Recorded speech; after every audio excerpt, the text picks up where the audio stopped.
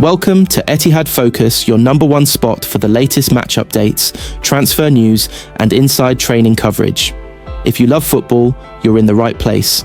Make sure to like, share, and subscribe so you never miss any breaking updates. Let's get started. Antoine Semenyo makes January transfer preference clear amid Manchester United and Manchester City interest. Bournemouth winger Antoine Semenyo has made a decision on his future amid interest from Manchester City and Manchester United. Bournemouth winger Antoine Semenyo has made his preference on his next destination clear ahead of the January transfer window. Both Manchester City and Manchester United are among a number of Premier League clubs to have inquired about the Ghana international in recent weeks and months. Liverpool, Chelsea and Tottenham have also been linked with the player, but the indication has always been that the two Manchester clubs were leading the chase. The latest report from The Athletic's David Ornstein is that it is Semenyo's preference to join City should he leave the Vitality Stadium next month. A deal between clubs is yet to be agreed, as a little over a week remains before the window opens, but the presence of a £65 million release clause that can be triggered before January 10th should make the move straightforward. If he were to remain at the Vitality Stadium beyond the January window, the release clause would then drop significantly ahead of the summer. That said, interest from Premier League clubs, most notably City, makes a winter exit the likeliest outcome. Ornstein claims that Semenyo's desire to win trophies was one of the driving forces behind his decision to choose City.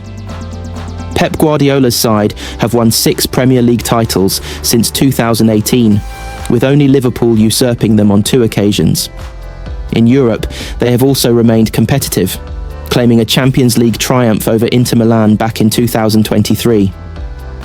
That year, they secured a historic treble by also winning the league and FA Cup. City's rivals United were also heavily linked with Semenyo, but a move next month was always going to be a stretch for Ruben Amorim's side.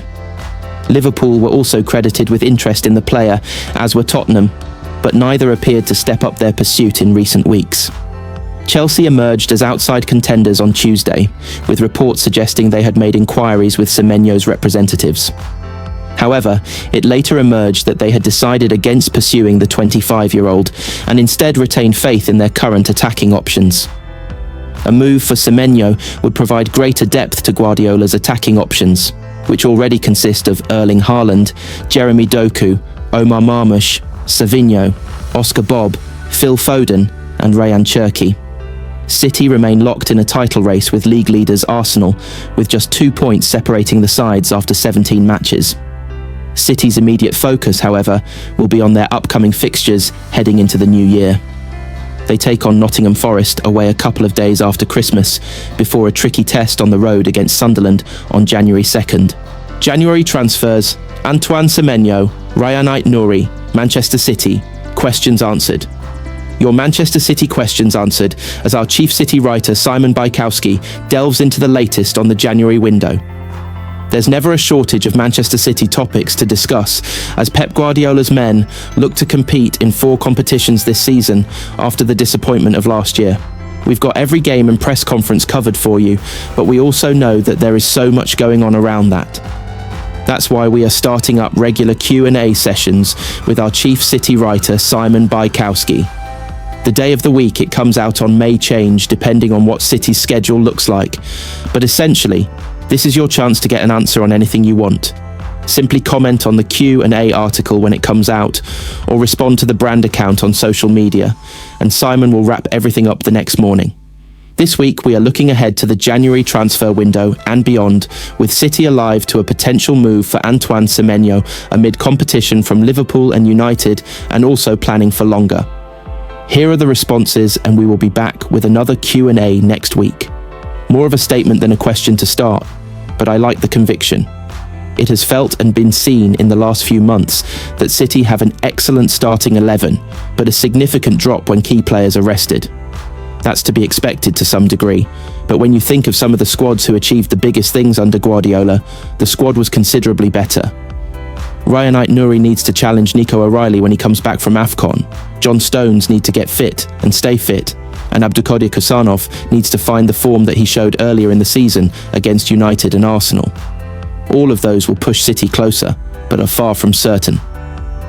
As we've reported recently, Mark Guehi is being looked at by City, but that is for the summer, and Liverpool could pounce in January. His signing was seen as terrific when he joined, and he looked very good on debut against former club Wolves.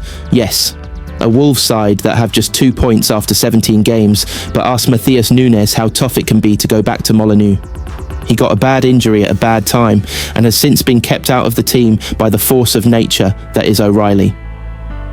Ait-Nouri has to see that as temporary, but he is the older player, so he has to make more of his opportunities when he does come into the team. I think his price point means there aren't enormous expectations on him though, and if he can start to play a role in starting some games and coming off the bench in others, that will be a valuable first season as he learns under Guardiola. Rodri is coming back whenever everyone feels Rodri is strong enough to come back. After several aborted attempts to return, a more cautious approach has been taken. Guardiola mooted the end of December when he was asked earlier in the month, but it's likely a pocket of games has already been found to reintroduce him. When he does come back, it will take time for him to get back to full speed. Despite that, I'd be surprised to see City strengthen in midfield in January. Antoine Semenyo is an active situation where City are one of multiple top clubs looking to take advantage of a release clause, and there are decisions needed on loanees Claudio Echeverri, who will definitely need a new club, and Jarmai Simpson-Pusey, who probably does need a new club, but I'm not sure the likes of Elliot Anderson or Adam Wharton are worth adding millions to their fee to try to sign them in January. Yes, the Bob situation is a real shame. It looked at the beginning of last season like he was going to make a real impact before his leg fracture, and he hasn't really shown enough since he did come back. It's been a damaging few months for him with getting hooked at half-time of the Leverkusen defeat, left out of subsequent squads, and also criticised by his Norway manager. Something needs to change with Bob, and there may well be interest in offering him a fresh start because, as you say, the potential is there. Calvin Phillips hasn't been part of City's planning in ages, barely since his incident of returning overweight around Christmas. Guardiola mentioned an injury when he was asked about him around the Brentford League Cup game, but he has to be looking to move if he can. Forest wanted Rico Lewis in the summer, but that looks more one to return to in summer, if they still want him after their chief football officer moved to Newcastle. It's a fair shout, although I think if all three of your options for holding midfield get injured, you'd be entitled to feel luck wasn't on your side, and it was an abnormal situation. Pep Guardiola has his swagger back as Manchester City bosses get replacement fear. Manchester City manager Pep Guardiola was in his element on Saturday evening as he spoke to reporters after the West Ham win. Pep Guardiola has done it again. A week that could have created uncertainty for his players, and Manchester City more generally, has ended with the longest-serving manager in the Premier League looking a force to be reckoned with again. Guardiola has shown every side of himself in his 10 years at the Etihad, and his responses to the suggestion this week that he could leave City at the end of the season with Chelsea boss Enzo Maresca high on the shortlist to replace him was relatively calm and considered. He said he wanted to stay. He defined what would make him feel like leaving, yet also recognised that the club have to make contingency plans because he never chisels his future into stone.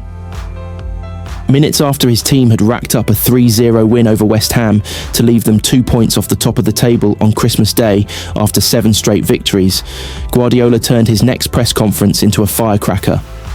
City are not good enough to win the league unless they listen to him. Their request for an extra day to rest was knocked back because of the performance, and the manager will be turning up at the training ground on the 25th to weigh his players, ready to leave out anyone who hasn't been uber professional. It was all said with a smile and a glint that just hinted at the exacting standards Guardiola sets. Standards that last season they were in no position to meet, as the manager looked troubled with his once-winning machine suddenly malfunctioning 3 times a week. The fact that Guardiola feels confident to warn his players tells you that he is happier that they can take it.